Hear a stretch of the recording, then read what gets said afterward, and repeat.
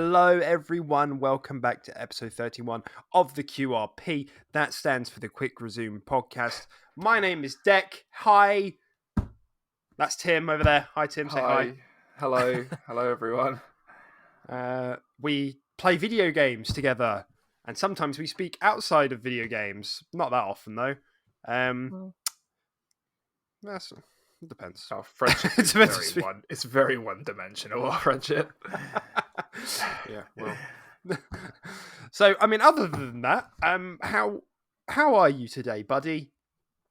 I'm good. I mean, I don't want to go too much into my personal life because you probably don't care. Because apparently we only speak about games. Tell us. No. Did you shit your pants again? And this is why I don't tell you things when I do. Because you out me on the internet. No, man. Yeah, I'm pretty good. It's been a bit of it hasn't been a crazy week for me, I'm going to be honest. Nothing too exciting has happened in my both personal and gaming life. It's been pretty stable. Okay, that's good. As far as games, what have I been playing this week?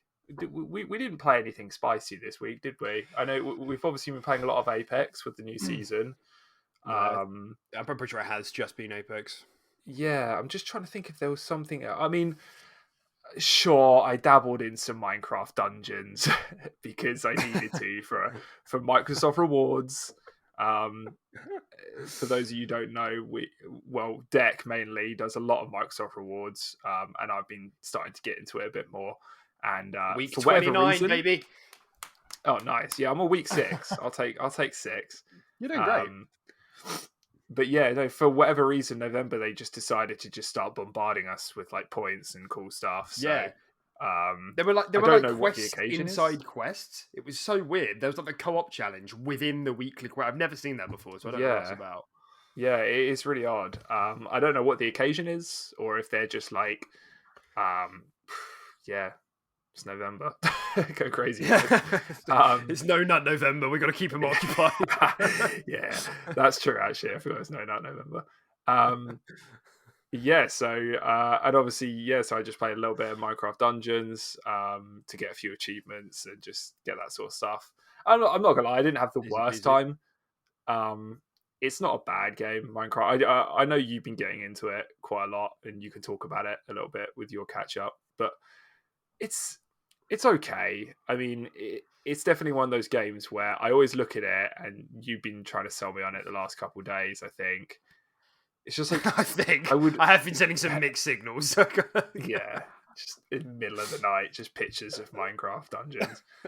But, like, it's just, to me, it just seems like a kind of surface level version of something like Diablo 3. I don't feel like the mechanics go as deep. I don't know. I'm not basing this. I haven't reached the end game in Minecraft Dungeons. It's just, it gives me that impression that it's kind of like almost a more shallow version of something like Diablo. And then it also has its more childish theme thrown on top of it, right? With it all being around Minecraft and stuff like that. So like, I think if I'm ever going to get into a game like that, I would just go back to my Diablo 3 Reaper of Souls. Which I haven't played for a long time. I know is good, and there are loads of characters I haven't even tried on that, so my playthroughs would be very different. And I think that's one of the reasons why I just can't quite get into something like Minecraft Dungeons. But I do think it's a good game. I think there's a game in there, like for sure, and they've supported it like quite well. I think they've been giving it some good like content updates and stuff like that. So it clearly has a player base. But yeah. And I was the same as you. The only reason I booted it up was to do the challenges, and I was like, I'm not having a terrible time, and I just kind of kept playing because like there's like daily missions and stuff now. You probably saw it. Yeah. And then I got some decent loot, and I got some like new equipment and stuff, and there's like a surprising amount. Like the variety is quite large. I was like, oh, hang on, if I do that and that, and I buy those enchantments. That'd be a pretty cool, like, evade build where I get, like, damage buff after I evade. Or if I pair that with, a crossbow, that's like a shotgun sort of fucking thing. Just that sort of... The builds just started coming together nicely, whereas I feel like before I was playing it, when we were playing it, that just didn't really happen. And it might have just been because we were playing as a 4 and we were on normal difficulty. We were just kind of rolling through everything. It was a bit boring. But on these, like the daily missions are like harder. They've got modifiers and stuff. And I just found like when that difficulty was just a little bit higher, the game became a lot better. And I think you are like your evaluation is probably like right, to be honest. Like it, I think the like the ceiling of complexity is probably lower, but I don't think it is that low. Like we're both probably still like sub 10 hours played, you know, for one of these sorts of games. I think it's like it starts a lot lower than what Diablo starts at. So for like the first 10 hours, I think it's like very, very sort of basic, you know, action RPG stuff, unless you like purposefully turn the difficulty up. But yeah, I mean, it's just easier to hop in and out of. And I think like, I know what you mean about Diablo, but I'm just kind of like, I played so much Diablo. Like I know that game inside and out. I know they're like, yeah, okay, I haven't like made a 100% like meta build, you know, for every character, but like I have every character like at some level somewhere. So I'm just quite enjoying the variety of it. And I'm just liking that there's new stuff I'm finding with Minecraft as I'm going through.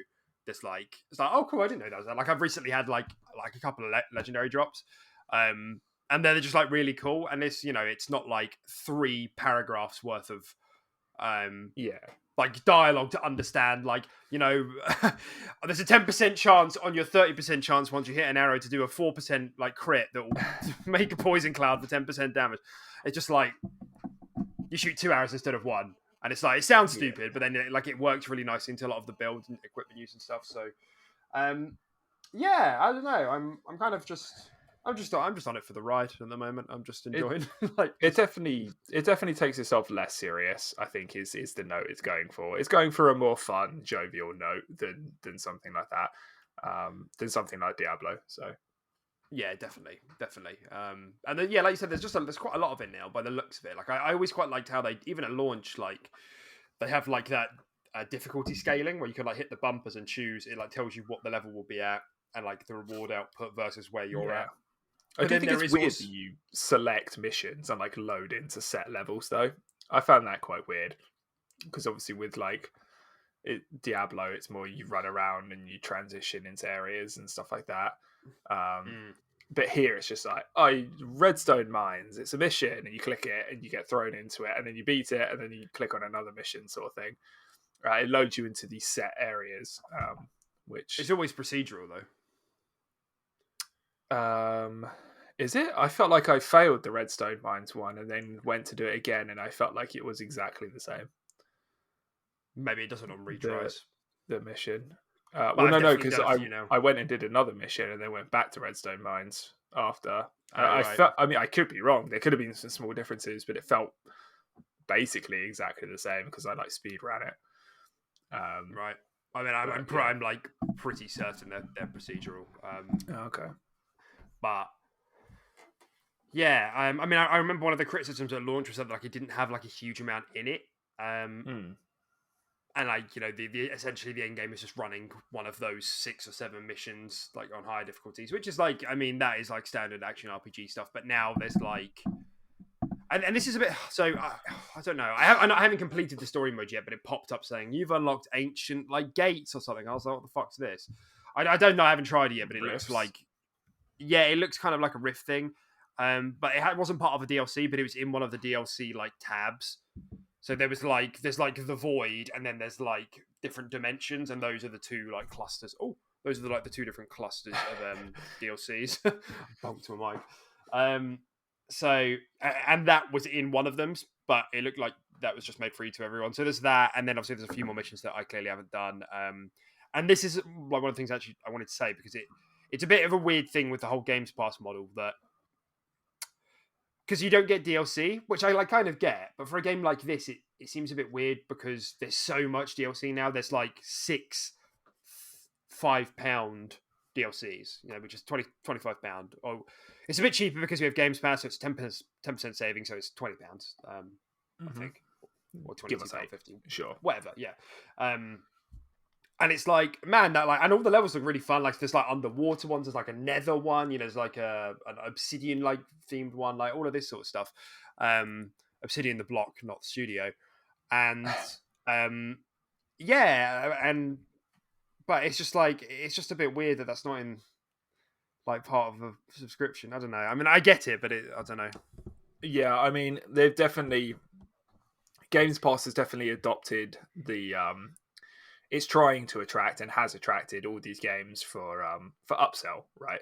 Um, like you don't find many games on Games Pass. Obviously, there will be some exceptions, but that fit perfectly that are just a single player narrative. You're done. You start it. You're done. Whatever. I think a lot of companies and what Xbox want on Games Pass are games that have additional content that you can purchase because it just fits the model a little bit better. Yeah, no, definitely. I definitely get that. Yeah, and it's just I think it's just because I'm accustomed to Games Pass at this point, you know. So it's like I think when there's a game that's like the content of the base game is like, you know, it's not massive. It's got like maybe small to moderate amount of stuff in it. I'm like, well, I'm a bit surprised this wasn't added for free into the base game, you know, because you can like buy the Ultimate Edition and that has everything in it, and that's like 20 quid. And ultimately, 20 quid is not that bad if you wanted to get all of them. But it's just, yeah, it just feels a bit weird. You know, I can't really put my finger on exactly why, but considering it's free, but you know, but yeah, man. I mean, if we have any downtime, we should definitely like just give it have a couple of runs and see how we get on. Because I think it's fun, man. I mean, I don't know how to describe it. I think it's quite fun. Whack the difficulty up and do some shit, but yeah. Yeah, maybe you could persuade me, but I don't know.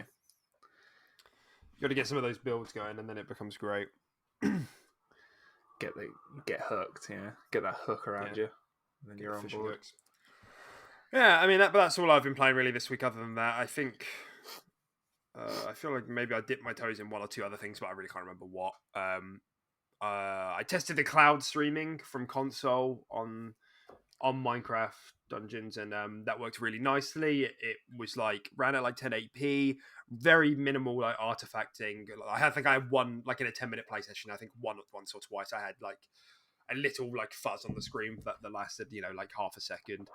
Nice. But it was like most importantly, it was like really responsive. I was really surprised with how responsive it looked. It obviously looked like a lot blurry because it wasn't running like natively at 4K. And that was like evident. It felt like it was somewhere between 720 and 1080p. But it was really responsive, which I think is when that rolls out fully, I think that's going to be such a perfect like bit of synergy with like Games Pass, isn't it? The fact that you and your mates can be like in a gaming lull and you're like, let's look on the store and be like, oh sweet, there's that. Let's like everybody boot and stream it by cloud right now. You know, we'll put it on download. It'll be done maybe in a couple of hours, but until then, let's just piss around on the streaming version. Yeah, for sure. It's just instant access, right? Like, how can you turn your nose up at that? It's just making Games Pass and just even more accessible, like right then and there. You know, we're kind of trying to get out of this age of waiting for shit. And I definitely think waiting. It's the worst, man. I definitely think when we upgraded from like Xbox 360 to Xbox One, like that sort of era moving forward to kind of where we are now, that chunk was so much, like, there was so much more waiting. I felt like 360, you buy a game, you get home, you're rushing upstairs, you're all stinky and sweaty, you stick it in your console, you're playing, you're done. Modern Warfare 2, you're in. Fucking Xbox One days and Xbox One S and leading up to now, you buy a game, you pop it in, and you have to wait for it to fucking install for like 3 hours before you can actually play it. And it's so annoying. And I think we're finally starting to just try and transition away from that now. Like, just cut out the fucking waiting. Sure, the products are better, and that's why we have to wait, because we're getting more. But yeah, like that's annoying to me. This is the gen of waiting, yeah, for sure. And because as well, we started really over the last gen that movement towards like a digital era. Like, there started becoming things like day one patches or sudden patches out of nowhere. You know, it's like it's like it's the worst, man. You know, sometimes I think even that stuff is still, you can tell some devs are still like either haven't quite figured it out, because there are times where like why was the Apex update 70 gigs? Like, Oh what the my fuck was God. that? Like, so because some games have this problem where you have to like re-download like all of it, and I think that's what was happening. You know, and that shit is crazy. And thankfully, like in the case of Apex, they do this thing where like when it says ready to play, you know, the 40% you actually can play at reduced textures, which is actually like a pretty banging Cool. feature. But Yeah, like, yeah. nonetheless, you know, it's that whole thing of like you said over the last gen. It's just so many games Yeah. had that sort of problem. I've had so many nights ruined where, you know, you click on a game and you want to play it, and then there's just a massive update, and you're just like, well, I guess we're not playing this tonight. You know, let's find something Yeah. else. And it literally just it ruins the plan for the night. You know, it's so annoying. But yeah. So the whole streaming thing, obviously, yeah, just stream it straight away. Fantastic. You know, Reduced quality, I but can't better than not playing. exactly. I can't think of a negative to it really. Let's be honest, unless it proper chugs your bandwidth because, you know, you're like, oh, let's stream it while we're installing it, you know, and then we can play it a bit. But then obviously if you're streaming it and it's proper like taking like 80% of your bandwidth, then your install is gonna take like 9 hours instead of like 1.5. We'll have to see how that plays out, but yeah, apart from that, I can't see a negative with it. It's just instant access. So Yeah, definitely. And I imagine the plan is to get all games like running on the cloud. Because at the moment, there's only like a selection. So yeah, I imagine that is the plan, to make it so that all games can just be streamed. Because I can't see a downside to that. basically, Even though you making probably a Stadia. Yeah, right. Even though you probably wouldn't choose to like do anything like competitive or snappy, like I probably wouldn't stream Apex, even if it felt really good, because you'd still feel the input delay. Even if I was playing Oh yeah, cash, 100%. I don't know. It's hard to say, but you know, I think a lot of people wouldn't bother doing that for the most part. But I think the option to do it would still be nice, because there are times like you might want to just like, I don't know, say you've got an update ticket and you just want to quickly stream it so you can have a look at like what's new, or like have a look at your characters or your skins or whatever like that, you know, like stuff exactly. like that. So There's stuff you can do, like equipping skins or gun skins and charms and all that sort of stuff that you can, you know, takes a long time. And if you're not at home or sorry, you are at home or you're just in a different room or something, you can still do these things without needing to play the actual game, the actual shooty game. You know, you can just do all like the pre-setup. So yeah. So I imagine that feature's going to be rolling out soon, because I'm in the Omega Ring, which is like the final one before public release. So I imagine that'll be coming out soon to public, which is all cool stuff. But I mean, that's it, isn't it? We've just been playing Apex. I've been trying to tease you with Minecraft Dungeons. I'm a Minecraft Dungeons main. Yes, that's it, really, isn't it? But it's hard, man. You can't pull me away from Apex at the moment. I'm fragging too hard. Yeah, rip all those goldies and bronzies. I love it, man. Love it. Shit. Okay, then. Well, I mean, this week we've got a couple of things lined up for you. In actual fact, before we even get into news, look, it's been a long time. 13 subscribers has been haunting the QRP name, and where we've broke it. We're on 14, and we had a comment last week, so we're going to swing back around to that at the end of the show. But I just wanted to be like, you know, wow, thanks, amazing stuff. You know, you've all really made a combined effort, and it's really paid off. We can address the comment now if it's not too much, instead of making them wait to right at the end of the video. We absolutely can do. I mean, there'll be a timestamp anyway, but we can do that if that's what you want to do. Let's do it, man. Go on, let's respond to our community. Well, what was the question? I didn't read it. What was the question? Such a fucking sheep. It's in the bottom of the notes. Okay, all right. You're in charge now. Boom, boom, boom, boom, boom. All right. Okay, so how did you pronounce this name again? You said it at the beginning. I don't know. I just guessed. Adarie Pennant? Adarie Pennant? Yeah, sure. Let's go with great. that.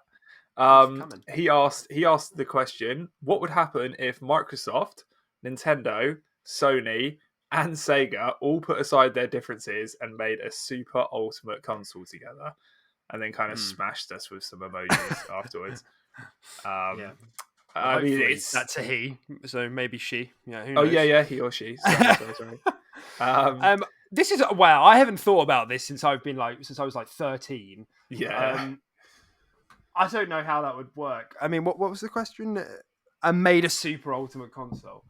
Yeah. Um, So I'm assuming they put aside all their differences in terms of exclusives and everything, and they just be like, let's make a Gears of War like Sonic the Hedgehog. no, just in terms of the console, though. Yeah, I know, but like that's the sort Right. of game that could appear on it, sort of thing. Gears of War Sonic the Hedgehog. Like ultimate, like super gritty Sonic. That'd be the best. Yeah, like instead of the lancer at the end of his gun, he just fucking spins around and cuts through the locust. Yeah. The thing is, I'm trying to think what they would do for a console, because I think PlayStation and Xbox would do something pretty similar, right? Xbox would want to make a square ass console, and PlayStation would want to put like something like a weird flair on it, maybe like horns. Yeah. And then Nintendo would be like, there's a zip on it, and you unzip it, and there's a portable console inside. Oh god, yeah. I mean, it has to be portable in some way, right? Exactly. And then Sega haven't made a console since freaking like 1980. It's kind It'll of just run on cartridges. Yeah, it's kind of hard to say what their input would be on this, but I mean, it's quite an interesting concept, and in all honesty, it would absolutely affect the gaming industry like completely. I mean, just having like one fucking like competitor in the market is literally just like, your only option is this console because every single provider is banded together to make this. It'd be scary shit, honestly. It would be so expensive. And it would kind of just, I don't know if it would be good for the gaming industry, because that's what we would call a monopoly. Yeah, because having competitors is good, because if they all banded together and they were like, this is the only console, and they're like, oh, by the way, games are £400 each, we'd be like, oh, well, we're kind of bottlenecked into only buying this now. Yeah. So yeah, I think overall it'd be kind of cool just to see what would happen, they could do. And obviously I feel like Sony obviously have been a bit more experimental with like their whole fancy new controller and stuff like that. It's quite interesting to see. Maybe we dip into some like VR and stuff like that. Maybe they'd all put their expertise together to make like an actual, I reckon, exclusive VR console. I reckon, right, bear with me. We've got an Xbox controller, the shape of the logistics of an Xbox controller. We've got adaptive triggers built in. Delightful. Sure. There's touch pads on the back, like it was with the Vita. Yeah. And okay. There's a detach button at the top.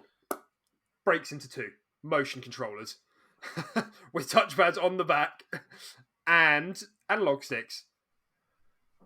No, sorry. Okay, so no, doesn't break into two. I like your vision so far, but doesn't break into two. It just kind of pulls. So you got the two like handles, and what you do is there's like a latch, and you can like pull them apart, and boom, in the middle there's a screen.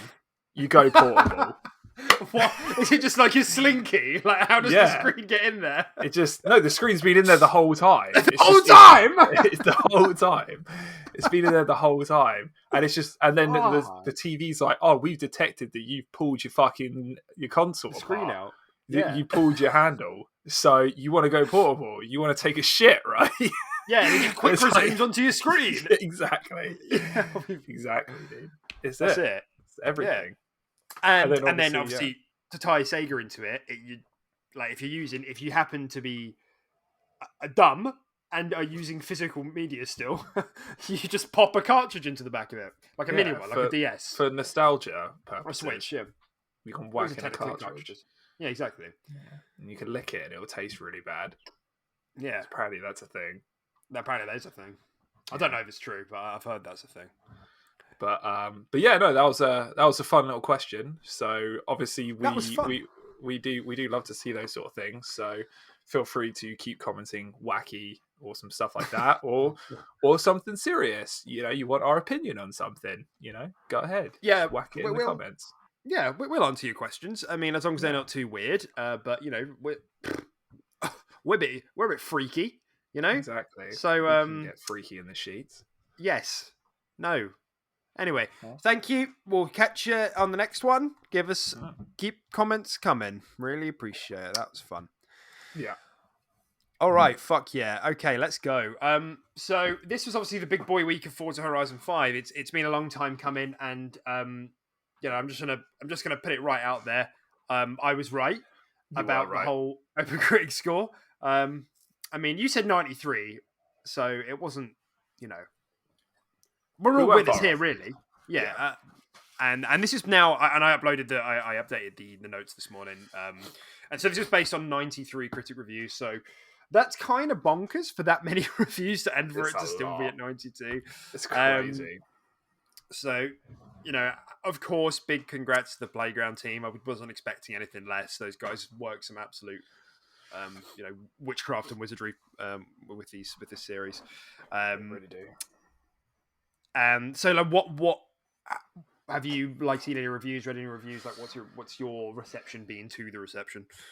I mean, yeah, I mean, I think I read part of the IGN review. I didn't actually watch the video review, which is normally what I do. So I haven't actually in depth really looked into many reviews. Obviously, I've just been looking at it from a bird's eye point of view and keeping an eye on the Opencritic score. But from what I read, they were kind of just like, it's what you come to expect, right? It's Forza Horizon 5.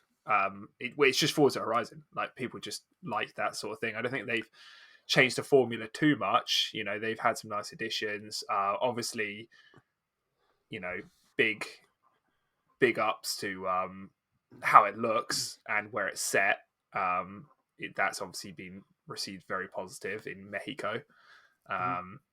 So, but yeah, no, I mean, apart from that, I don't know, like, the reception of the custom game mode or anything, how that was received. I didn't actually read too much into that, so I don't know if you've actually been looking at the reviews. You can go a bit more in depth. I've had a little look and a little listen because a couple of the podcasts I listen to, they've spoken about it, and those guys have had like early hands on and stuff. And as far as the custom, what's it called? It's I can't remember. Yeah, the whole custom games thing. They've said that it's like, it looks really promising, and like you can make it's like a level editor basically. But because it's early access, obviously there's been less of an opportunity for them to see it at its full potential. But it looks really promising. And apparently there's been quite a lot of positive changes in a few different departments, like the like sound and audio was one of them. Like side activities was another I've heard was quite good. Like the customization, like the livery system, is like, that's always been quite good in the Forza Horizon games. You can like upload it and other people can nab them. But there's been like that's had like a bigger sort of overhaul as well. Same with like the physical customization of like the bits and bobs on the cars, which I don't know anything about, but for the people who do, that's all more. So yeah, but I mean, obviously, wow, this makes it the highest rated game of the year. With the next closest being Psychonauts 2, It Takes Two, and Buster Fellows. I keep seeing that, and I don't know what that is. Buster Fellows? Yeah. I don't know what it is. Freaking clue what Buster Fellows has 11 is. Yeah, it only has 11 reviews, but it's got an 89 on OpenCritic, and I don't understand what it is. It's weird. Yeah, I don't know. But anywho, yeah. So it's the first game of the year to break into the 90s, really. So it's pretty bonkers, and it's had a lot of 10 out of 10s from big outlets as well. IGN gave it a 10 out of 10, and IGN don't give 10 out of 10s that often. No. And this is now like the fourth Xbox Game Studios game that's in this critically acclaimed range. Is that right? Deathloop, Forza, Psychonauts. I guess maybe Death's Door, but that's coming to other platforms now. Yeah. So maybe not. So and I guess Flight Sim, but Flight Sim came out on PC at the end of last year, so depends how much you want to count that. And Age got 84, so I mean, still amazing, but it's not like in the Game of the Year contender category.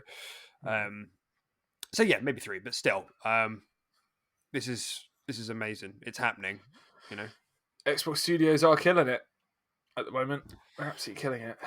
Yeah, I think they're gonna I think there's a good chance this might be the first year in like a whole generation we see Xbox come away with like a good amount of Game of the Year awards. Mm. Yeah, I think so. And Halo's not even out yet, so you know. Yeah. Let's be honest. Yeah, Halo should be a bit of a stonker as well. It should be a stonker. Hopefully. Yeah, hopefully, fingers crossed. I don't think it'll get as high as this. I'm pretty confident in that. It would be hard for a shooter to crack the sort of mid-90s or 90s in general. It has to be a pretty fantastic. It's just shooter. I've said this. Yeah. I've said this before. It's just like Halo's impossible to please everyone, even reviewers. Reviewers are only human, and like you know, it's one of the long-standing franchises which now it's just impossible. Like so even if there was a perfect Halo to someone, could be like a 7 out of 10 to another. So like you're looking at you know a mean of 8 then. So it's like, yeah, it's almost as though I think Halo just needs 85 plus. I think that's pretty much all it needs. I'd like to. I think Halo 80s, yeah, Halo 5 got 84, I think, which was the lowest since ODST, I think. Okay. So I think 84 on Opencritic. So I just think it needs to be higher than that. I think Halo 4 had 86. Okay. Well, I mean, you'd like to hope it'd be higher than 5. 5 wasn't exactly brilliant in a lot of people's eyes. Well, I mean, that's the thing, though, isn't it? Because obviously the whole thing with people said, you know, single player was a bit disappointing. Multiplayer was really good, though, and it's still evened out 84. Like, we're not, you know, as good as the campaign has like looked in the overview we saw the other week for Infinite, we're still not like sure that it's gonna like. There's still a good chance it could come out not that good, and oh, absolutely. Then we'd be looking at like literally the same story where the multiplayer is really good, but single player. But then. So good. They kind of, I guess they would be reviewing the multiplayer and the campaign as almost two separate reviews, right? Some people they would combine them. I don't really know how that would work, but nah. So I think some outlets do that, like IGN will do that, and a couple of other ones, which is probably a good idea. But most outlets just do the whole game. They'll just give a number for the whole game. Yeah. Okay.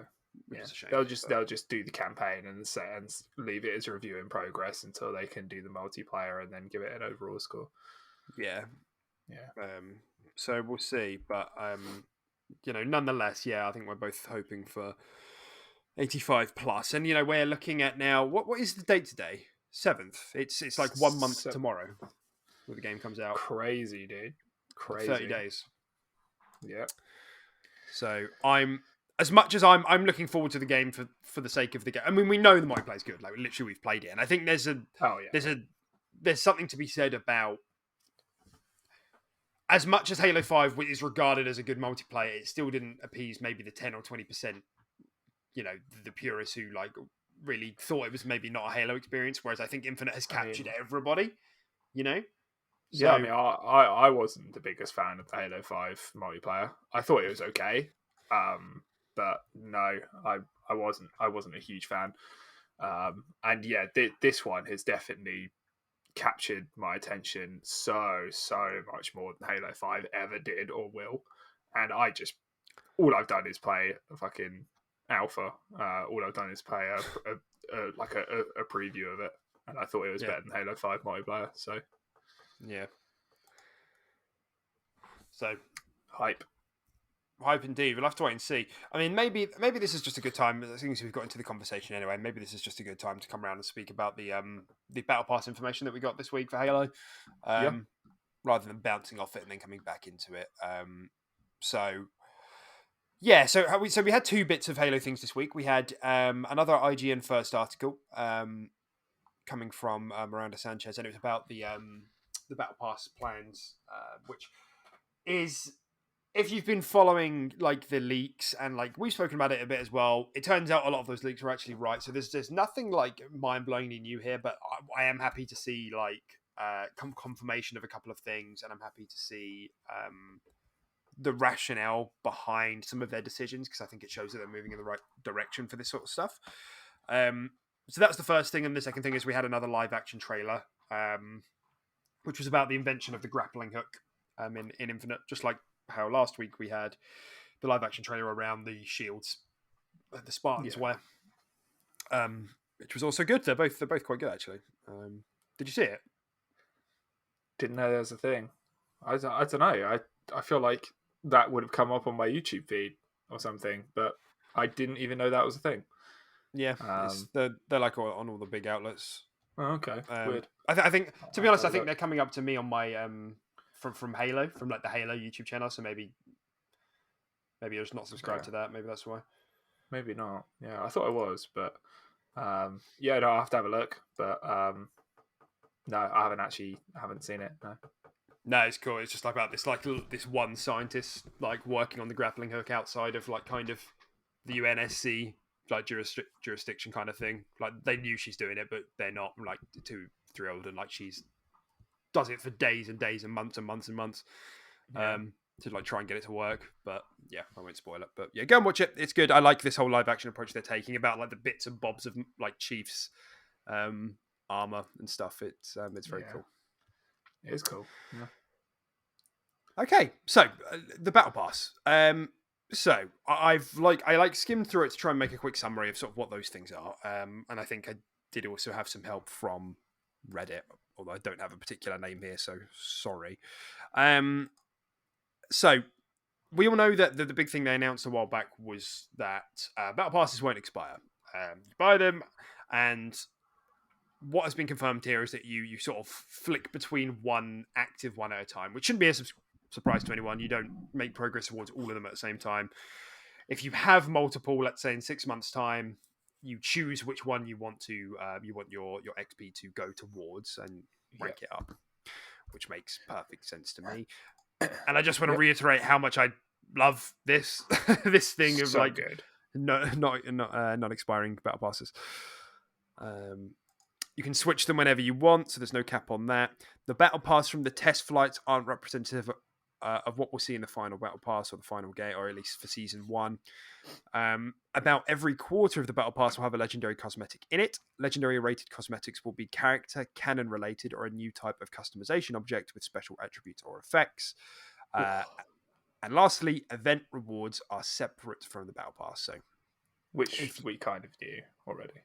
Right. Yeah. So I mean, it may be if you're not. It's kind of funny actually, because when I was reading like the Reddit posts on this on like r/games, there was a lot of comments, like upvoted comments, saying like, I haven't played a first person shooter in years. This is going to be like the first one I've bought since like Halo Reach. What is a battle pass? Like, so I think like this is pulling in an audience that are not used to this. So we like go through this and we're like, yeah, it's like Apex, but I think there are actually a lot of people who actually aren't familiar with these sorts of systems at all. I mean, you can pretty much go in any game these days and there is a battle pass, just everything. I mean, when we were talking, you were talking about the update of Deep Rock Galactic. There's a battle pass for Deep Rock Galactic. Yeah, there's battle passes for everything, man. It's crazy. Yeah, there is, and so I guess. For those not familiar, like they're saying here that the event rewards, and because this sounds exactly like Apex, which is by no means a bad thing. There's battle pass rewards and there's event rewards. So events will be something that pops up probably by the sounds of it quite frequently, because they want the events to come back for a couple of months, so you have a chance to get them. So let's say every 2 weeks there's an event that will happen over the weekend, Friday through to Monday, maybe at 12 like midday. And you'll have a free track. You won't have to buy anything for these sort of events. You just kind of progress through it from playing, or maybe there's like a limited time mode and you've got to play that limited time mode to get progress towards it. That's not uncommon either. And I think that there's a bit more information a bit further down about this, but they've said that the events that they make are going to come back 2 or 3 times. So like if you don't finish it in one batch, you can try again next month. Like if you're away and you don't have access to your Xbox or whatever. They want to give you another chance to get the stuff in it. So that's events. And for those not familiar with the battle pass, the basic idea is that it's a kind of a purchasable progression system. There's a free track and a premium track. You'll get stuff on the free track by just playing. Usually they're about a tenner. In pounds, dollars. I mean, I guess it's maybe like £12 or $12. And does this sound about right? I'd say on the free track you usually get about 20 to 30% of what you get on the premium track. Yeah, I'd say that's about right. Yeah. Obviously, this is all varied. This is like all varied game to game, but this is just like to get a general feel of what they're like. And yeah, so once you've bought it, what will happen in a usual instance of buying a battle pass is that you have until the end of the season to get everything, and if you don't finish it by the last day, the battle pass is gone and you can't get. So if you get to level 80, you won't be able to get those last 20 levels. So let's say, assuming there's 100 levels, and it's gone, and that annoys a lot of people, understandably, because it puts pressure on you, and there's also a bit of like I think a bit of an ethical problem there, because like you're getting people to buy something which like there's no, you can't promise they're going to get. And I get that that's like a system for like games. Like if you bought like Diablo, for example, you wouldn't expect someone to like get every single bit of everything. But like I think that's very different to like a 3 monthly pass that you buy. I don't know, but whatever. I agree. And Halo's saying that once you've bought it, it's yours forever. More battle passes will come out every season, but you can keep what you've got. So if you got to level 80, that will never go. You can still grind to 100, but you'll obviously be a bit behind on the season 2 battle pass then. Yeah. Did I miss anything there? I don't think so, but I mean, I guess it's worth, like you said, if people really have never experienced a battle pass, it's worth mentioning also that these things that you get, I mean, you earn them through just general playing of the game, challenges, stuff like play 5 games, play a game of oddball, hit someone in the back, get an assassination. It's little things like that. Then they give you little XP boosts. They grant you XP towards this battle pass, which you level up. And the battle pass rewards you with only cosmetic things. It doesn't affect gameplay in any way. It's purely cosmetic. Makes your gun look pretty. Makes your Spartan look cool. That's it. It's just another layer to enjoy the game. Think of it as like a collection book sort of thing. You just build up loads of different things. You can equip wherever you want. But yeah, no. I mean, I guess that's just explaining Battle Pass a little bit more for anyone who genuinely has never experienced one. I think that's a great way to describe it. And I think what usually happens is because I know there's a lot of people out there who like flat out will not buy stuff for games, which is whatever, considering the game is free. But if you are on the free track, usually you'll get stuff like every level, and then you'll start to get stuff every 2 levels, and then from like level 30 onwards, it'll be like every 5 levels, every 10. So it'll become really infrequent. Whereas on the paid track, you have something that you get something every level, and on the paid track, you get the stuff that's in the free and the paid, right? So it's usually like 2 tracks, and you'll get both. Yeah, I mean, it's funny that the whole rise. I think I'm sure we've touched on battle passes before, but like the whole rise of battle passes is quite funny, because it's like it's where the industry has like landed in terms of what is like like what we're happy with in terms of microtransactions, essentially. Yeah, right? It's like the acceptable version of microtransactions. Yeah. It's like we went through the growing pains of having like. It started with microtransactions, then it turned to loot boxes, and then it was like gameplay affecting like microtransactions or loot boxes, and then it went back to cosmetic only. And that used to be a thing that people would like, companies would get on stage at E3 and they'd be like, "We're happy to let you know all everything you buy won't affect gameplay." And everyone would be like, "Yes," because it became such a problem where like you could like you'd get loot boxes that you could buy, and in those loot boxes could be things that altered gameplay. I remember COD being a particular offender. Advanced Warfare. Yeah. My God, there were literally guns. I don't know if Infinite, but definitely Advanced. But yeah, there was literally just guns that just had more damage. It's just like, you have my gun, but more damage because you opened your wallet and I didn't. Like, this is ridiculous. Yeah. So it's kind of just evolved from that, right? Absolutely. Yeah. And funnily enough, out of like, it was Fortnite that did it first when they came out with their Battle Royale, and it's just been popular since then. But yeah, that's in essence what it is. In terms of sort of bringing it back to sort of this Halo one for Season 1, so the thing that will launch with the game on day 1, is that, and we've known this already, that it's going to be centered around the Heroes of Reach, which I think is very, very fucking cool. Cool. Yeah, which is just a nice... And I like this as well. I like this with... Actually, all of them. Doesn't matter what the game is. I like that they can be themed around particular things.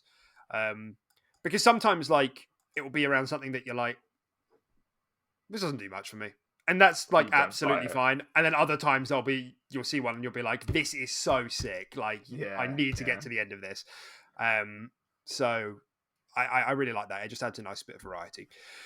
So, in terms of the stuff we can see in the battle pass, the designers have said that we'll see death effects, which is apparently a callback to Halo Reach customization. Was that a thing in Halo Reach? Yeah, death Was it? effects. Yeah, that was a thing. Yeah, I mean, I know there was like Grunt birthday party, but I just thought that was like under the category of armor effects, like with. I think it was. Yeah, I don't think if they had their own actual category called death effects. I just think some of the armor effects also triggered on death. Mhm. I think that's kind of what it was. Right. But yeah. Okay, and you can see here, and other new armor effects. So, bit of a confirmation that armor effects will be in the game, which is something that we've been like really hoping for, and the leak suggested for a couple of months now. And you can see like in the picture I've got up here. This is actually probably what I'll use as my as the background. So hopefully you can see this on the video as well, on the video version. But what do you think about armor effects? Like I know that we've been talking about it for a while. Oh yeah, I mean we love armor effects. They're awesome. I don't know why we love them so much because it's not like we get to see them first person. It would be really annoying. That's true. If you were like just seeing stuff like little cartoon hearts floating past your screen in first person. I'd hate armor effects if that was the case. But I don't know. There's just something really cool about them. You see them when you die, obviously. But yeah, and the intro, you'll see them in the intro as well. Yeah, and in the intro, yeah. I think a large portion of why we liked them so much back in Reach and stuff like that was because it was like the ultimate goal, right? It's kind of what everyone saved up for. It was like 500,000 credits or like 1,000,000 credits to buy these things. So when you saw someone with it, it was like, this guy's a gamer. This guy's a gamer, dude. Yeah, but it is also just like it's a lot flashier. Like if someone's giving me the choice between like a shin pad or like flaming shoulders or like wings, I know what I want. Even if I don't care if I can't see it, because you like you say, you see them like in the menus, and I think actually there was something we did speak about after playing the flighting. We said like that. The integration of the UI was really nice in that, like every menu you went to, your Spartan was standing there, like he was leaning over the table, or like he was standing. Yeah. And when you invite your friends in, you see them all, and they're just like chilling next to the warthog, and they're like, all gruff. They're like standing there, not the warthog, the pelican. Sorry. So like you'll see all your Spartans there, and I know that's a menu thing rather than in game, but what are you gonna do? It's first person shooter. It's like a little show off mechanic, isn't it? You got bragging rights. It's fashion Halo. Who looks the coolest, stuff like that, and you can just you can make it your own, right? You like pink, make your Spartan pink, cover them in hearts, have little, like I don't know, you can just do kind of whatever you want. It just adds that extra personal touch to it. I love armor effects, and death effects, all that sort of stuff. I think they're kind of great. So. And if you look at the actual picture I've put in the notes here, as I say, hopefully for the person, if you guys are watching on YouTube right now, this will either be a background or I'll put it up or whatever so you can see. But there's like a flaming helmet effect. There's like, I don't know what those are on the shoulders on the other one, but like, it's not like wings. It's just like, it's just like fiery shoulder pads, I guess. Yeah. And then there's just this really mysterious like fireball on the bottom right. What's that? That might be like a spawn effect, maybe. Where you like spawn back in, maybe. You come in like a fireball, like sort of like how Destiny does it. Yeah, maybe. Maybe that's a thing. As far as I'm aware, it's not something that's been fully revealed yet. Because I think on Twitter, I'm pretty sure I saw this, and I'm not going crazy, but somebody posted on Twitter. They were like, "What's that thing on the bottom right?" And is it a moving emblem background? Is it an animated like emblem background? Maybe That'd be kind of fucking cool. But they just the team 343 team. I think it was either Unashek or it was what's his name? God, I can't remember his name. They just responded with the whole eyes emoji thing. That whole thing. So like it's something that they haven't explicitly revealed yet. But I mean, I'm a fan of this stuff. I like how it's not just going to be 100 levels of shoulder pads, gloves, and helmets, right? I like how, as we get further in, there's also going to be AI. There's going to be AI colors, there's going to be armor effects, death effects, all of this sort of stuff. And by the looks of it, it's not just... It looks like... I mean, I guess I don't know, but I was going to say it looks like you can have an armor effect on like each piece of armor, but maybe that's actually going I don't know if it's just armor effect or armor effect for each piece. But having said that, it might be a bit much to shoot someone who's got like, Yeah, blue neon legs, flaming head, it's like just pink that butterfly wings. Like maybe at not. that point, it's just an assault on the senses, isn't it? Yeah, exactly. So maybe not actually. Yeah, maybe they'll. I mean, hey, they might give the option to the players if they really want to, but you just stand out more. You're definitely going to be seen if you're crouching in a corner if you got all that shit on you rather than Yeah, nothing. But yeah, exactly. So I don't know if we'll find out like what this extra stuff is until. I mean, maybe it was suggested. I'll have to go back and have a look at the leaks because by the looks of it, the leaks were right. But I'll have to go and see if there was anything that actually indicated what that was. I'm calling emblem background. I'm calling animated emblem. Do you think? I think that'd be really cool, and it's never been done in Halo. It's been done in other games, like COD. You have like animated like banners and stuff like that. There has been animated banners. There's some in Master Chief Collection. I remember seeing some. Just like I'm just talking like the background, and then you make your logo and you stick it on top, but it's got like a moving flame behind it or something like that. Yeah. I I don't know. It's a bit wacky, but I'm gonna put my stamp on that one. Yeah, I'm into it. Yeah. Or even just as an emblem, right? Like as a part of the emblem creation, you can have like a dynamic moving flame. Yeah, exactly. Yeah. So, okay. So beyond the armor effects, there's also armor kits. Now, this used to really confuse me, but I think I now understand. Even though the language I think is a bit vague still about what that means, but I think I understand. So, to read it out ad verbatim. There will also be armor kits. While many of the Noble Team's cosmetics can be earned throughout the Battle Pass, you'll need to unlock a specific kit to look almost exactly like a member of Noble Team. We may be playing Spartan 4s, where Noble Team was mostly made up of Spartan 3s, but Blom said this is as close as we've ever gotten to looking like Halo Reach characters in Halo multiplayer. So, it kind of works like an outfit. Yeah, what I'm understanding from this is that you can unlock like iconic parts of the Halo Reach characters, whether it's like the big shoulder pads on George or Emil's like knife on his shoulder, or things like that. If you want, like, you could slap each individual part of Emil on you, but you'd still not really look like him because of like the small bits and bobs that are just missing from the Infinite system. Whereas an armor kit will make you look like almost like a carbon copy. You're just Emil. Yeah, right. Yeah, this has been done in other games. I'm just trying to think of an example of one now that has like, I mean, it's like Monsanto World with layered armor sets. Yeah, it's exactly that. You can basically just make yourself look, exactly like that person. It's just like an all-in-one outfit. You click yes, you're now George, Jorge, whatever he's called. You click. Yeah. You click yes, you're now Emil, or your cat, all those sort of people. Rather than just trying to get as close as you can to it, you're just them. So you are them, yeah, exactly. Yeah. Which I think is a nice feature. Doomslayer armor kit when? Oh, dude, that would be amazing. That would be so cool. They're totally gonna do that, man. Yeah. And they'll be totally like celebrity or like voice actors for like the AI and stuff, won't there? Like 100%. Yeah, that'd be so cool though. Like I'm completely into that. It'd be awesome. Yeah, I'm trying to think who would be like cool as an AI. Like who's like just someone like Marcus Phoenix would be kind of cool. Yeah, or like just like a wacky one, like a freaking. I'm just trying to think of one now, right off the top of my head.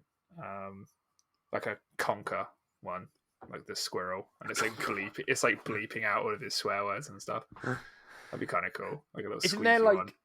Are there other like AIs in other games though? That's what I'm more thinking of. Like rather than just getting a character to speak, isn't there like an AI in Gears? Is it called like Anna or something? The bear always interact because he's like. I can't remember. Oh well, there was Jack, the little robot, but he didn't really say much. He just went beep bop beep. Yeah.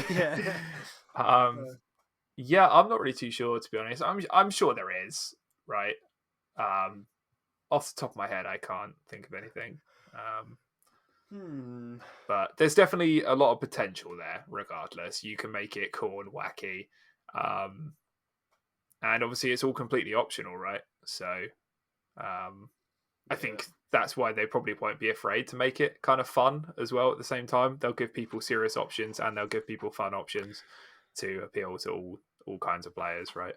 Yeah, and I think that's where kind of like the fractures come in. I'm not sure if I have an additional bit here, but they did speak about it, but I for whatever reason I haven't made a note about it. But the fractures are kind of those non-canon events that they do.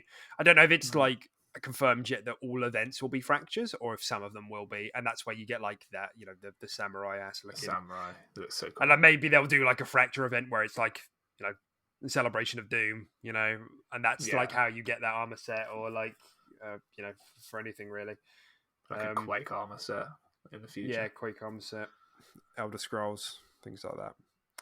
Oh, Dovahkiin. There'll definitely be like Gears armor, like for sure. Or like you can straight look like plays Phoenix or Kate or a Locust. You can look like one of the Fallout armor sets. You climb into the suits. What are they called again? Power suits. Power suits. Yeah, that's right. Yeah, that'd be kind of cool. Yeah, things like that where they'll just have like themed fracture events. That just seems like such a natural fit to me, without a doubt. Okay, so beyond that, the question was also asked, what won't be in the pass? What won't be in the battle pass? And they said there are certain things for sure that won't be in the battle pass, though, like say uncharacteristic emotes. And they said we struggled a lot with dance moves for Spartans. We feel that more traditional players would reject Master Chief flossing. So true. However, personal AI can go crazy. AI can do what it wants to do. That way you can preserve the militaristic feel without having to break what you consider canon. Unless, of course, Joseph Staten makes up a whole new story about dancing Master Chief. But until that happens, we have personal AI. Hook said with a laugh. So, yeah, it looks like we're not getting dance emotes, at least not for now.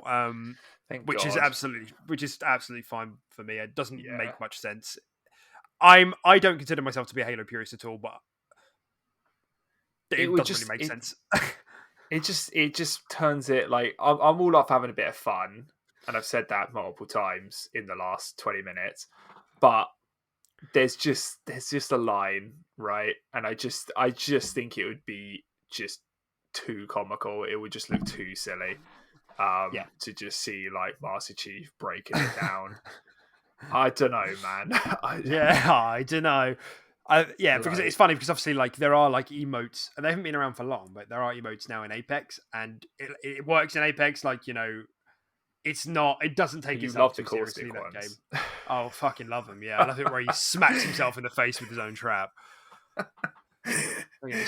Yeah. But that's a perfect example because he's a super serious character and something, and you want to take him seriously and the law says you should take him seriously, but then they give him emotes where he just does this wacky kind of shit and you're like, what the fuck? He just looks like an idiot now. It's just like, and that's what I feel like would happen if they did this sort of thing with Halo, right? I guess there are some examples where it's maybe a bit contrary to like the tone that it's trying to set, but as a general rule, I think they fit quite well into the Apex, like into that game, into that universe, into that tone. But the tone is different in Halo, and I think you're right. There is a line, and I think it's a good way they've done it. AI, by all means, go crazy, but for the most part, Spartans are kind of like these. They were super soldiers who were kidnapped at birth and have been like trained trained against their will. Yeah, trained to bust out a move on Valhalla. It just doesn't feel right that we should be breaking out into emotes in the middle of battle somehow. I think this is good, and obviously this made a lot of like the purists like very wet because they hate fun. We have the good old fashioned teabag. That's good enough. That's enough to humiliate your enemies. Yeah, exactly. You just got to look up into the sky and then bag. Exactly. That's the one. So I mean, I made a little note here and I said I hope this doesn't rule out intro poses and animations before the visor zoom. You'd have thought that like intro poses would be a thing because that we've spoken about this, how much we like those opening like 5 seconds where it like pans to every Spartan, they do a little thing and then it zooms out. You're like, get battle ready, and then it zooms into your visor and you go. And it feels great. So I just feel like it would be a waste. those I think you have a lot more freedom with though, because they're not so much mocking as like an in-game one would be. So like you could just have one where he's just like he's checking out his gun, like he's like cleaning his gun and he's like putting the mag in it and he's like cocking it and stuff like that. And then it moves on to the next part and intro. You know, you can keep them a bit more military and it's still like, oh, that's kind of cool, right? You know, I think they're a little bit different to I've killed someone and now I'm flossing on his body. You can still keep them quite serious. God. You know, of him just kneeling on the ground or something, or just like on a fucking data pad or something like that. You know, you can keep it still military, but yeah. I think intro poses would be really cool. I hope so. And but the thing, I don't think there was anything in that picture that indicates that there is one, if that makes sense. I'm trying to scroll to it now to like have another look. But hopefully we're wrong. You know, hopefully there is stuff in there. But yeah, I mean, I poses have been a thing in like all the. Like, I remember in Halo 5 there was some for just like your UI when you was like, you know, you stand there like holding an energy sword or the shotgun. I just feel like that would be it's a good fit because that's a perfect time to show off your Spartan. Although it would be so funny. Like, you know how it pans to like each Spartan and it like pans to you at the end and you're like Fortnite dancing like it would be, but again we're going into the territory of a bit too silly here. Yeah, but it would be fucking hilarious. I'm not going to disagree with that. Yeah, I think it you know, I think it like lends credence a bit or like lends like a round of applause to how they've managed to preserve the tone a bit, because this is a game where you like grapple onto flying warthogs and ping yourself about half a mile so you can get a headshot no scope. Yet somehow we're sitting here saying that Halo's too serious for flossing, you know? But they're different things. Like they want Master Chief to still seem cool, right? Because what he does when he grapples onto a ghost and beats the shit out of someone, that's cool. That's epic. If he's fucking just doing some weird ass dance move, he's not. It's cringe. It's not really cool anymore. Like they're very, very different. It's a very, very different tone. What do you mean? Yeah. Well, no, I'm just thinking like because like in multiplayer, like silly shit does happen. I know, like I am in agreement. I know. I'm just saying. I think it's just pretty magic that the team have somehow managed to make the game allow you to do silly like shit which breaks your suspension of disbelief, right? But the tone and the themes are so right that actually, you know, breaking out into a boogie on the dance field is maybe not right. So that's what I'm saying. I'm just saying it's, you know, it feels right, but it could easily have not felt right. yeah, absolutely. Okay. All right, and for the last bit, customization and unlocks outside of the Battle Pass. So, new customization options aren't solely earnable through the Battle Pass or purchasable in the store. Playing the campaign will also earn players new cosmetic items, and players can also earn a weekly reward called the Capstone by completing all the weekly challenges. So, I think it's wicked. I think it's wicked that there's customization options for the campaign. I hope there's stuff for like finding skulls and doing sneaky shit, you know, tied to achievements like the good old days. Because I always used to be like, when customization was tied to just that stuff, that was like annoying. When like 70% of the armor sets were like, you know, find the hidden grunt masturbating on a cliff and assassinate him. And it's like, great. And join in with him. Yeah. And it's like, oh, you get a cool shin pad. It's like, oh, wicked. Find him before he finishes. It's like a 2-minute timer. Got a speed run to him, yeah. And so it always annoyed me. Oh god, that's hilarious. It always annoyed me when there was too much tied to that, like really like stupidly specific shit. But a lot of people have been have found it annoying that there isn't enough of that. So, you know, why not both is my answer. I'm glad that there's stuff you can get in the campaign. I'm glad we have a traditional progression system, or traditional in terms of Battle Pass progression system. I'm just still picturing it. Anyway, this is a really fucking funny example. Uh, oh yeah, no, I agree. Yeah, obviously share the wealth, right? Let people earn shit no matter what game mode they're playing. Some And people don't play Halo multiplayer, so then they won't get to use the customization. no, true. But would you? Okay, I guess the question is: would you retread bits of the campaign, or would you like go to explore, like, the grunt Yes, I cult would. in the corner to get like?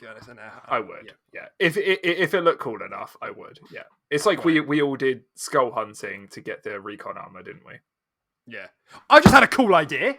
Jesus I Christ! just had a cool idea. So, this is sick. So, like, imagine if there's Stop like, banging, dude. there's so People are okay, listening to this. shut up. You know how there's like, in like The Witch. I mean, I guess probably other games, but you know how there's like, you can go and find like 5 different armor pieces off in the world, Mhm. and I think like Assassin's Creed does similar stuff like that as well. It would be cool if there was like scattered armor pieces around the world, and one of them was like, it's like a banished armor set, like the same theme as like the Spiker or the Ravager, and it's like red, and it's like it looks a bit incomplete, and it's fucking spiky. Isn't that cool? A banished armor set. That'd be pretty cool, yeah. That's And then cool, you could man. and then if you wear it on like the campaign missions, they think you're friend. So you just walk around in their shit, just getting them coffee and stuff. Why do you keep thinking you can customize your armor in single player? I don't know. I was just I knew you couldn't at that point. I was just like, I don't know, man. Just let me have fun. Okay, sounds great. I think that sounds like a great idea. Nonetheless, I think this is a great idea, and especially as they move into like expansions past the campaign, and there's like more opportunities to do that sort of stuff. I've always liked when games like tie their campaign and their multiplayer. There are like ties there. Yeah. It's nice For for you sure. because then it feels like your time is never wasted, Yeah. or you get more value for your time, I guess is what I mean. Yeah. Okay. So that's that. And the second part of the sort of quote that I read out was about the capstone, the weekly reward. And I don't know if you ever got a chance to have a look at this in the flighting. Did you ever see that? No. Okay. So the basic idea was that you had I can't remember, maybe like 3 or 4 weekly challenges, or maybe 5 or whatever. And if you manage to complete them in that week, there's like a weekly capstone. So you do those challenges, and then you get one last challenge, and if you complete that, you get like a particular thing, whether it's probably not one time, but like a rare armor shader or like a rare bit of armor, and that's always dangling in front of you each week. There's like something new if you complete all those challenges week by week. Nice. Yeah. And the times I went for it, even though it was a bit hard because you were limited by game modes, I did get it one time in the flighting, and it felt good. It felt like a good amount of pacing. I mean, hopefully they aren't things, like I said, they aren't things that are one time, because people aren't going to be able to complete that week by week for the most part. Yeah. And they come back around, but yeah, it felt good. So those are the other ways to unlock stuff outside of the battle pass, which I think is nice. Yeah. Yeah. It's potential there. It's always nice to have alternate routes there and stuff. I think they've said that there will be like ranked rewards as well. So we'll see how that goes as well. But yeah, spicy. Yeah. All right. Well, that's it for the battle pass. Is there anything else you wanted to add on to that? The Heroes of Reach Season 1. No. I think we covered it pretty extensively. No. Wonderful. That is absolutely wonderful. Okay. I just wanted to. So a couple of bits and bobs. First thing, Call of Duty came out this week. Call what? Call of Duty. Call of Duty. What's this one called? Vegetable. Call of Duty Vegetable. Yeah, no, Call of Duty Vanguard came out. I'm taking a piss because I feel like I've hardly heard about this game. It's vanished. It's out, I guess. And as always, I mean, looking at this here, it looks like it's done pretty well, right? I mean, how does this sort of average up against other Call of Duty reviews? Having an 80. I haven't followed Call of Duty in a long time. I don't even. I think maybe Advanced Warfare was the last one I actually followed review wise. I think Cold War was in like the 70s. I think that was the lowest I've seen a Doesn't COD surprise me. ever. I think Cold War was pretty pants. For some reason, I can't find. Oh, Black Ops Cold War. That's why. Yeah, 76 that had. So Vanguard is so far better than that. However, it's got a weirdly low number of reviews. It's only got 18 so far, and And it's that's out as well. yeah, and that's sus to me. So I mean, what might have been the case is because Activision knew it was coming in hot, they just didn't send out review codes, which is why reviewers are taking so long to like thoroughly review it. And just for comparison, Cold War had 149 reviews. Jesus Christ! This has had 18. It's had like maybe 20% or maybe 15%. Yeah, that's really really low. So I imagine the score will get dragged down a bit if what I'm hearing, is it's like mixed. The reviews are mixed. It's never bad for COD, and I think we all need to learn to accept that COD isn't bad.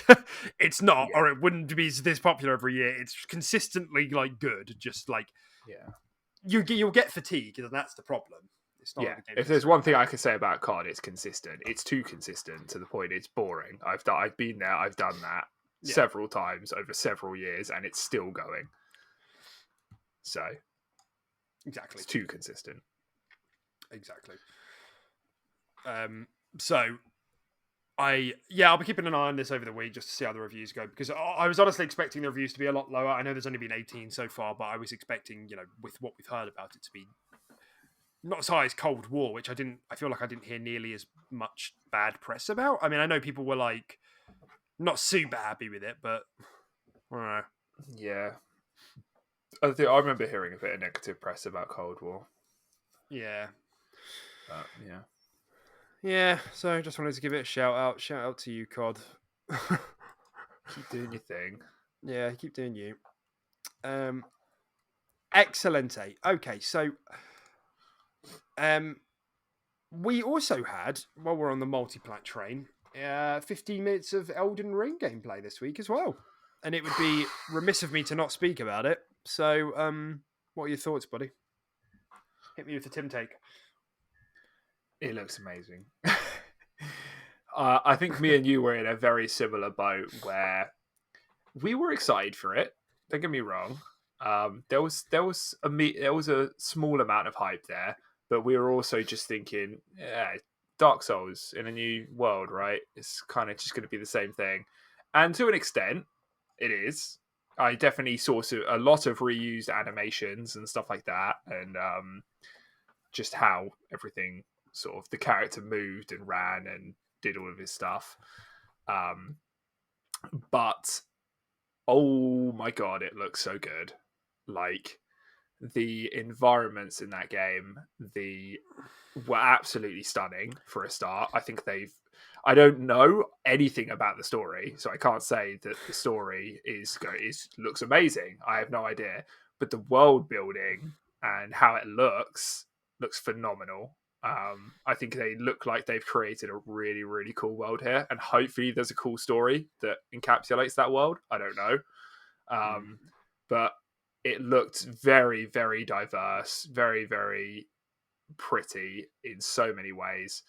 And one area in particular that they definitely seem to flesh out and extend on was the magic and the spells and stuff like that.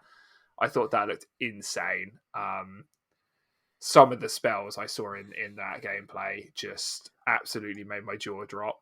Mm-hmm. They look so cool and so fun, and it's a lot faster.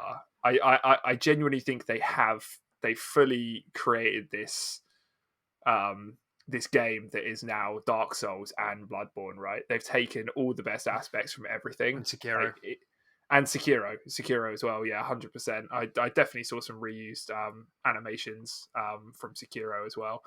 The combat looks so much more diverse, and quite a bit more fast paced as well. And yeah, man, I just thought it looked really, really good. Like, I was really, really, really happy with that gameplay I saw. And I can't wait for that game to come out in a few months and play it. Like, I've gone from looking forward to it to I want this game. Like, I want this game now. So yeah, that's my take on it. Yeah, definitely agree. And I think I've been just like thinking about it as you've been speaking through it a little bit. I feel like I haven't seen magic in a game in ages. Like proper magic. I haven't seen like proper magic in a game in ages. Like, is that just kind of a fashion? Shit. What's up with that? Yeah. Yeah, there's always magic to an extent, but it's kind of just like you fling a ball at someone, or or you throw a lightning bolt at them, or you got like a homing attack or something like that. But like, I don't know, man. The spells in this one, when he was like running around on a horse and like conjured that like purple storm cloud of like arrows above that thing, I was literally just like, oh, that looks nice. Yeah. Oh my god, it just looks so cool, man. You genuinely just look like an actual mage. And yeah, just very, very cool. Yeah. And like, I guess like it's the only game I can think of that I've like seen in the last like 6 months, maybe even longer, that's had like magic is like Deathloop. And Deathloop is very like kind of tame, it has its own it's like arcane magic. There is magic there, but it's not like traditional. And I think that's fine. It has its own thing, which is like in any other year, I'd be like, wow, that's like really novel. But because there hasn't been any, like, I haven't seen a game with like traditional magic. I'm like, where's the magic, man? Magic's gone, dude. This is like, this is like, I guess like this is part of my like excitement for like Avowed and even like Fable as well, right? Because they're going to be like heavy magic systems and the whole hand signs with Avowed as well. That would be so cool. So I totally know what you mean. I think it came at the right time to show off all those things, because I'm like, God, I forgot what like, and especially like on the next gen consoles, I'm like, God, I forgot what like how fun and like interesting magic can look. So yeah, the lighting and particle effects as well just looks so stunning in that game. Really, really, really cool. There seemed to be like quite a bit of increased mobility as well. There was like a double jump on the mount, and you could just jump like normally. Yeah, just in general. Yeah, there's a jump. Yeah. So it made me want to play Sekiro a bit, but I'm just waiting on that Games Pass drop. Yeah. Sure, I saw it play Sekiro as well, to be fair. I've heard so many good things about it. I do need to play it, but hey, maybe one day. Probably before Elden Ring, actually. I really should prioritize that on my backlog to do before Elden Ring. Well, that's what I'm thinking. I'm thinking that if it is going to drop into Games Pass, they'll drop it before Elden Ring, like maybe a month. I think so. Yeah. Because they know the sales for that game are going to drop as Elden Ring comes out. So, we'll have to wait and see. Yeah, definitely. And so, like, my other big question about this was obviously that they've gone for like sort of an open world aesthetic, which is new to kind of like the Soul genre, or at least I shouldn't say that, but like from the From Software games. And there's like a map that you can open, and there's like it doesn't have too much detail on it, but you can put your own pins down. And we knew there was going to be an element of co-op because it's a FromSoft game, but to like what degree is like my question. Like, is it? They've said it can be up to 4 players, and it wasn't really clear if it was like a summoning system or not, or both. Yeah, I mean, you saw the traditional gold or white looking phantom in like his lobby, didn't you? Or they red? I can't remember. But yeah, that sort of phantom looking player, which is what we've seen in previous FromSoft games, and I think they'll probably keep the summoning system in. But I mean, it works, right? The summoning system's cool. You can get me in, you can get another friend in, and another friend, or whatever, and we essentially just play until we die. I'm always earning the same souls as you. I can pick up items, all that sort of stuff. So it's essentially like I'm running through the game, just in your world. So it's just annoying that if I die, I'd have to. We'd have to find a place, and you'd have to resummon me or something like that. I think more annoyingly, though, is the case that when that happens, you have to essentially play through the game twice, right? Until I do the boss for me and then for you. Like if we were going to summon one another in. True. Yeah. True. But I mean, we like we said, we don't know the details on it. We're assuming from past games that this is how it's going to work. Yeah, But and yeah, that is annoying. I'm just having like a quick look online now to see if there's anything about it, but everybody's as confused as we are. Like it is unclear. The only thing that we do know that they have said is that that you'll be able to explore the open world together on foot or on horseback. So I mean, and that kind of indicates to me because Dark Souls, like the Souls games, were a lot more linear, whereas this is open world. If I can just summon you in at any point and we can just roam the world together and like go and do what we want, then it's like, what's the point in there being a summoning system? Or why is there not just an invite system? Like, I think I understand. Like, I appreciate the idea of there being signs and me being like, in a pinch, I can like call another player in, and that's cool and that's fun. But like, if you're just gonna let me roam, like, don't make me go through these million systems where I have to like go and find this obscure vendor, go and buy this obscure ring, like set some weird like settings and a password. It's just to avoid all that finick. Like, it's not the end of the world, but it's just, I feel like this would be a really good opportunity because I've always said, I'm sure I've said it on the podcast before, of like, I want more open world co-op RPGs, please. They just don't exist. Yeah. Mate, if this not game an was MMO. drop in, drop out, invite, co-op, shared progress, I think this could be one of my favorite games for a very long time. Right. Yeah. Like a very long time. Like, oh my god, it would be so insane if that's how the co-op worked. But yeah, one can hope. But yeah, with the changes to the formula and how the game works, maybe you're right. Maybe they have changed the way that the co-op works. One can only hope. But then Dark Souls, sorry, not Dark Souls, FromSoft are ones that they like their systems and they tend to stick with them. It's kind of lore based as well, isn't it? These summon signs, they're like, everything's so intricate in the lore. If you took that away, everyone would just have a hissy fit, even though this isn't linked to Dark Souls in any way. But I don't know. Yeah. That's also something to bear in mind, is the fact that it's completely separate to Dark Souls, right? So they could just be like, well, it's a different universe. It's not connected in any way. Soapstones and summon signs don't exist. Yeah. Right. Yeah. They could just ditch it if they want to, right? It's completely up to them. Yeah. So we'll have to wait and see as always. But other than that, like what you said, the gameplay looked really good. It like visually looked amazing. I know it was like a very selective, like, there were like cuts in there, so they were showing us very much what they wanted us to see. And obviously the game had a very small delay earlier in the month to the end of January rather than the beginning. But I'm really hopeful for this game, and this game's obviously been wowing a lot of people for a while because FromSoft have built up such a good reputation for themselves.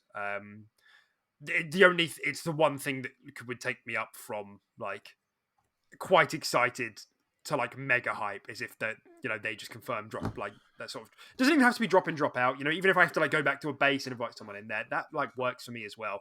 And it's up to 4 players. Like the shit you could do, because like the thing is, once you start putting that in the context of the other, like the systems in Souls games, how there's like a Sentinel faction where you could go and like protect noobs from being like pillaged by invaders, or you could just like go into like a bell tower and invade this poor kid's game, batter him off a cliff. That's fun. I want to do that. So I think there's so much potential here if there is that kind of co-op approach.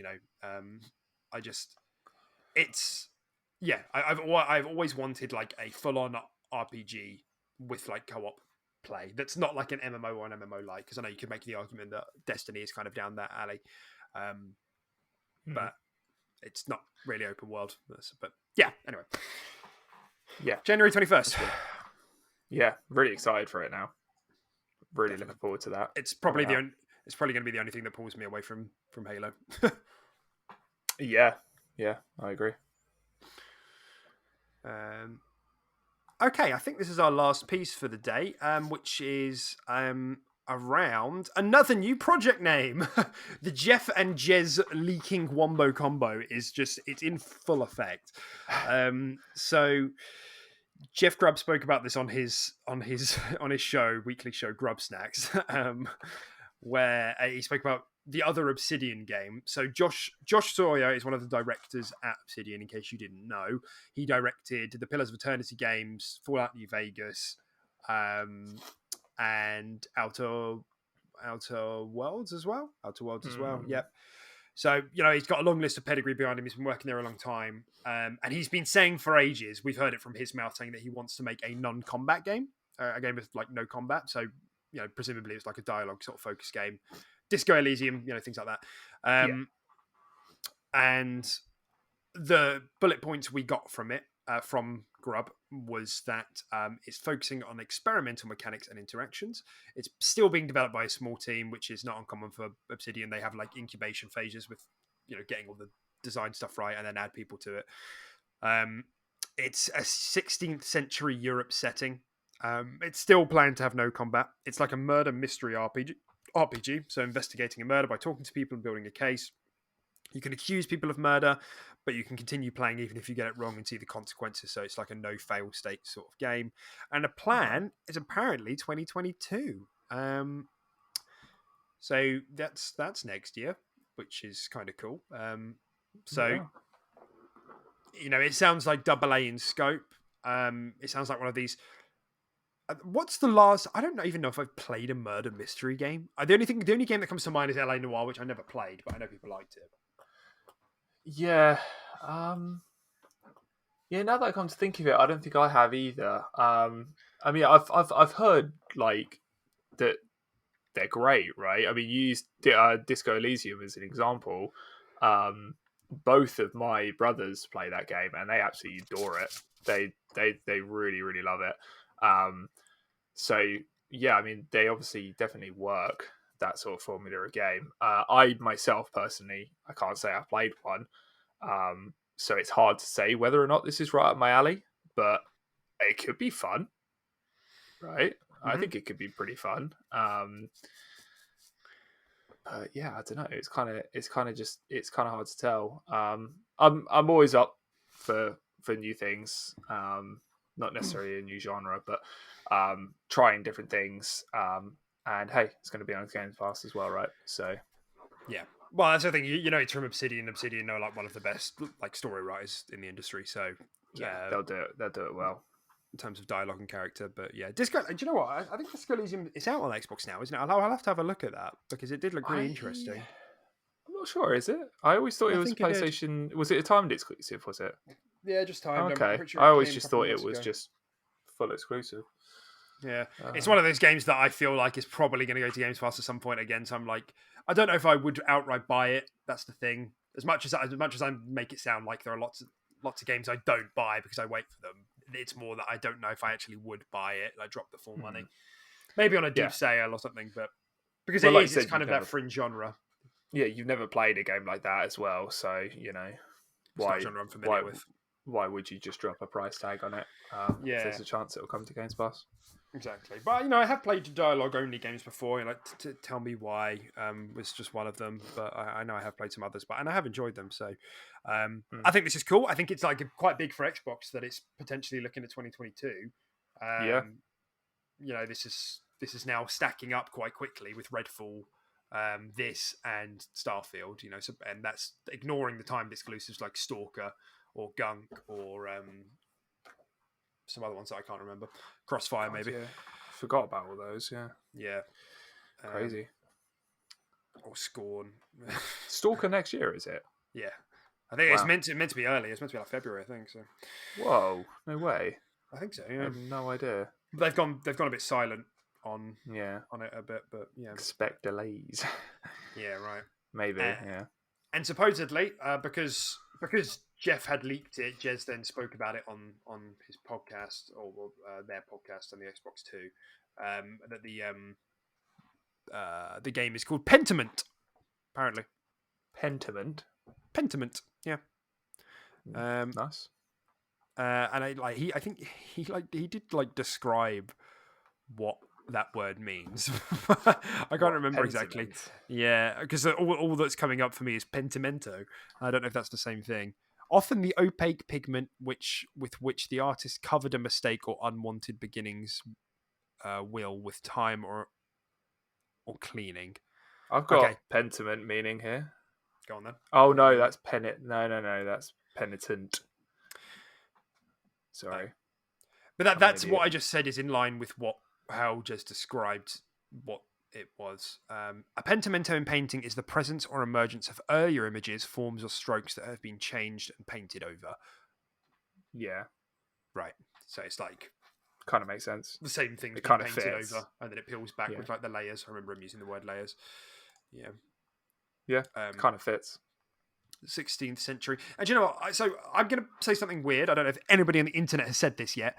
The fact that this is like a 16th century like Europe setting, and the reason I'm saying this is because Clobberil, little Mr. Squirrel over there doing some sneaky teasers, sneaky leaks, has said that there is an unannounced 2022 game coming, and he said this before this whole thing came about with Pentiment, and he said it's technically not a new game. Technically not new. That's what he said. He said it's technically not new.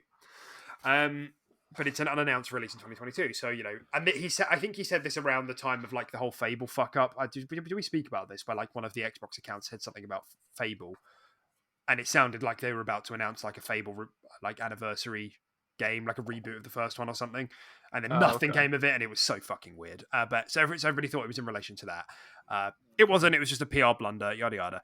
So this made me think, right? What if this is like also set in like the Avowed or Pillars universe, and they're just doing like a full-on like multi-game set in that universe? Because it's, I mean, 16th century Europe is kind of like what the setting of Eora, like, you know, where Pillars and Avowed is set. It looks like that, you know, it's like castles and dungeons and like, you know, dark and all of that. And if this is in line with what Clobberil was saying, then it would be like technically not new because it's the same IP. I see what you mean. Yeah, it's like how some people don't say Avowed is a new IP because it's part of the Pillars franchise. Yeah,